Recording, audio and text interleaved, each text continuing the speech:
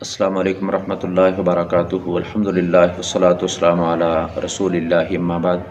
صحیح مسلم میں حدیث ہے، رسول اللہ صلی اللہ علیہ وسلم نے فرمایا، والذی نفسی بیدہ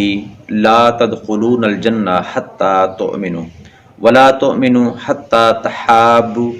اولا ادلکم علی امر اذا فعلتموہ تحاببتم افشوا السلام بینکم۔ رسول اللہ صلی اللہ علیہ وسلم نے فرمایا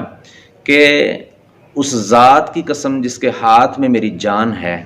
تم ہرگز جنت میں داخل نہیں ہو سکتے یہاں تک کہ تم مومن بن جاؤ، ایمان والے بن جاؤ، اور تم مومن نہیں ہو سکتے یہاں تک کہ آپس میں ایک دوسرے سے محبت کرو۔ پھر رسول اللہ صلی اللہ علیہ وسلم نے فرمایا کہ کیا میں تمہاری ایسے کام کی طرف، ایسے نسخے کی طرف رہنمائی کروں کہ جس کو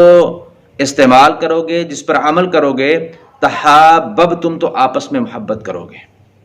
افشوا السلام بینکم، آپس میں ایک دوسرے کو سلام کیا کرو، سلام کو عام کرو۔ تو یعنی جنت میں جانے کی شرط اول، سب سے لازمی جو شرط ہے وہ بندے کا مومن ہونا ہے، ایمان ہے، اور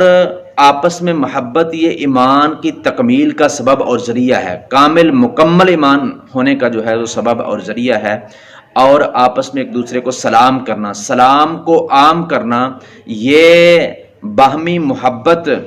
کے پیدا ہونے کا سبب اور ذریعہ ہے۔ یعنی سلام کریں گے تو آپس میں محبت پیدا ہوگی، اور آپس میں محبت ہوگی تو ایک ایمان کی تکمیل ہوگی، ایمان کی تکمیل ہوگی تو جنت کا داخلہ ملے گا۔ تو آپس میں محبت سلام کرنے سے ہوتی ہے، کس طرح کہ جب ایک مسلمان دوسرے مسلمان کو سلام کرتا ہے تو وہ کیا پیغام دیتا ہے؟ وہ پیغام دیتا ہے کہ آپ میری طرف سے ساری شرارتوں، غیبت، چغلی، الغرض ہر قسم کے نقصان سے پاک ہیں، ہر قسم کے نقصان سے محفوظ ہیں۔